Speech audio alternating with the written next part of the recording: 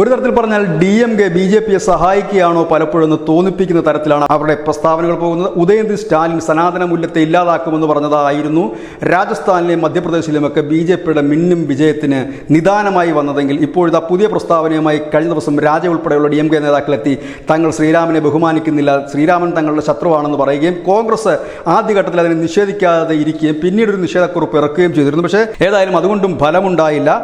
DMK നേതാക്കളുടെ പ്രസ്താവനയെ ആദ്യഘട്ടത്തിൽ അപലപിക്കാൻ തയ്യാറാകാതിരുന്ന കോൺഗ്രസിനെ പ്രതിഷേധിച്ചുകൊണ്ട് ഗുജറാത്തിലുള്ള കോൺഗ്രസ് നേതാക്കളായ അർജുൻ മോദ്വാദി അടക്കം അനവധി പേർ BJPയിലേക്ക് ഇന്നലെ തന്നെ ജോയിൻ ചെയ്തിരിക്കുന്നു.